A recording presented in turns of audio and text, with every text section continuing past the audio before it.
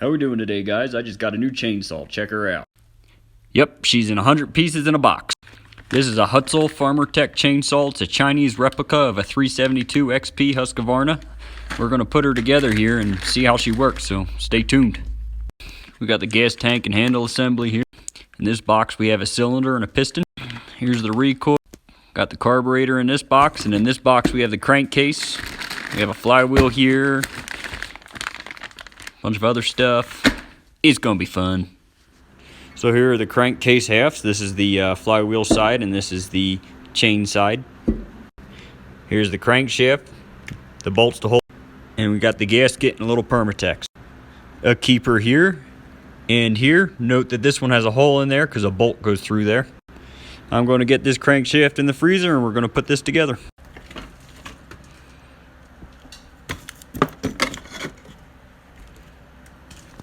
Since I'm at the fridge, I might as well grab a bush while I wait.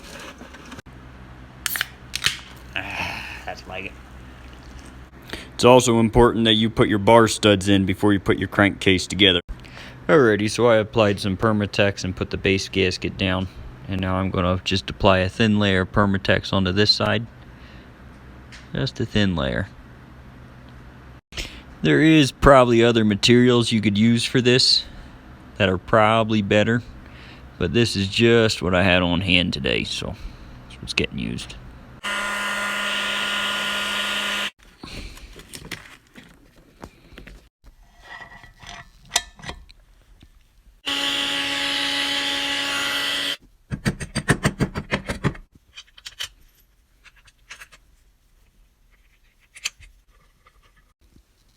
And here it is, the assembled crankcase. So some of you asked why I put the crankshaft in the freezer. I know, sounds kind of odd, but it was metal contracts when it gets cold. Same reason I heated up the bearings in there so they would expand, so this would just slide together. Now we're going to assemble the gas tank and handlebar, the carb mounting plate, this electrical switch, and a couple other things. We want to make sure this rubber piece is on here, and this rubber piece is on here, along with this rubber piece so that the fuel line goes through, and this rubber piece that the air intake clips to. This is hard to do one-handed, but you're just going to wiggle her together here. She'll fit together like so. Pop the electrical switch in.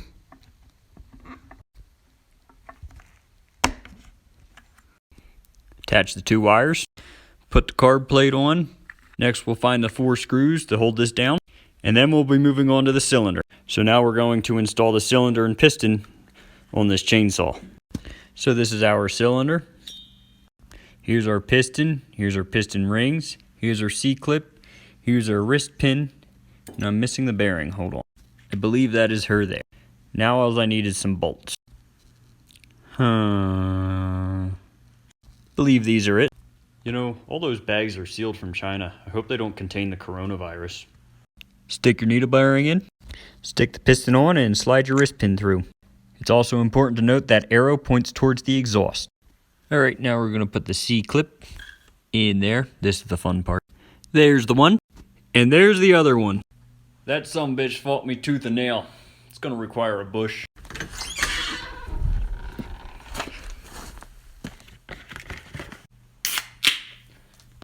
Alright, so we're slowly assembling this chainsaw bolt by bolt. We got the crankcase together, we got the gas tank on, we got the piston on. Now to put the cylinder. But first we got to put some piston rings on. There's the first one. Now we're going to stretch the second one over top of the first one to get it into that second slot. And there we go.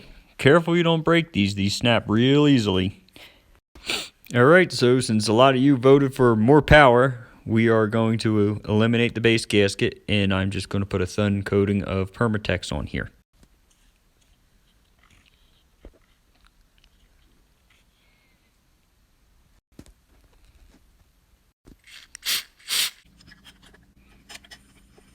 Now that the cylinder is on, we are going to be delayed because I need to get this O-ring around here. It did not come in the kit.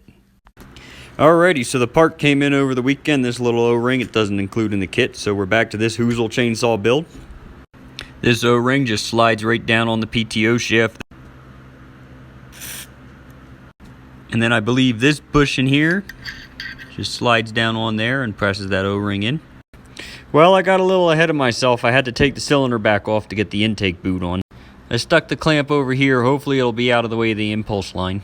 Next we'll stick this plate on and then pop this ring in here. And then we'll reassemble this cylinder and we'll pressure test the crankcase. Alrighty, so on this Hutzl chainsaw build, we are just about ready to pressure test the crankcase. But first we gotta seal up the hatches. I put the compression relief valve in, put the spark plug in. Now I'm gonna put the carburetor on and seal it up with this hunk of rubber. There we go. There we go. Same thing on the exhaust side. There we go. There we go. And last thing to clog up is this hole and this hole. This is where the oil pump bolts to.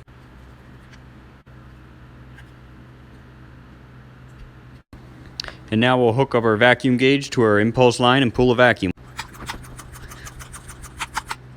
And we'll see if she holds. So we do have a slight leak around that O-ring we installed earlier, but when the clutch puts pressure on this bushing, it should seal it up good. On to the ignition components next.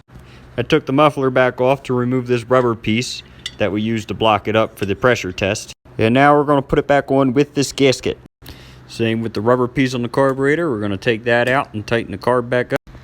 Hook our impulse line on, or fuel line, and then we'll hook up our choke. Goes in that slot there. Hook the throttle cable up, make sure it works. And we're also going to stick this oddball screw in here. And while we're at it, we'll stick the air filter on. And the clamp. And for the heck of it, we'll stick our fuel and oil cap. Now we're going to put this air diverter thingy on. It just fits right in these grooves here. Now we got to find the screw. I guess this is it. So we're going to put this flywheel on. And now I got to find the key. I remember seeing that. There we go. Lock washer. Nut. Torque to spec. Oh yes, very nice. Next, the ignition coil. I love how none of these bolt bags are labeled, but they labeled the flywheel. We're going to use these guys. We will gap the coil with a business card. You want it to be about 0.010 of an inch away from the flywheel magnet. Hook the ground wire up there. Put plastic thingy on. Plug in plug wire. Well, we're moving right along here, and because some of you asked, of course there's beer. Alrighty, so if you've been following along, we are assembling this chainsaw piece by piece. And now we are on to the PTO side of the saw. This is going to be the fun side because there's a lot of small pieces over here to assemble. We have the oil pump and the oil lines. We have the dog and the bar plate. These actually go to the muffler. I have to take that off and put these back on. We have this AV, the clutch and sprocket, and the brake. So we're going to start by putting the oil line into the tank. This rubber piece goes in here, and then the oil line, and then we plop her in, and this rubber piece up here. Bolt her in, and then the worm gear. And now our oil pump's done. Next we will be doing the chain brake. Now we're on to the brake. I have started by putting the brake band in already. There's a pin there that slides into a hole on the brake band, and then it fits into this groove here like so. And this claw fits into that pin there. And then this spring slides into that hole on this plastic piece, and this will slide down in there. And then this arm here fits into that hole there, and you're going to have to pry this spring back. It'll look something like that. Now for the real fun. This spring's going to slide on there, and then we're going to have to pry this end so it fits into that groove there. And now the cover. And pray to the chainsaw god she does not fly apart on you. We have the body of this saw pretty much together.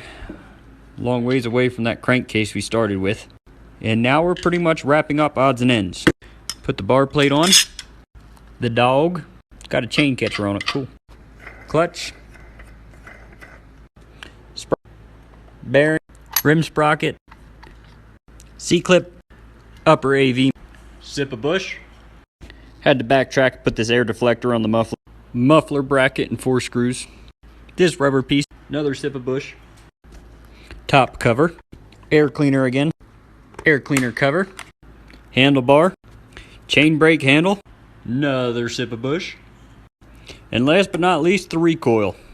And there she is. All that hard work means we need another bush. Does it run? Does it run? Let's hear it rumble.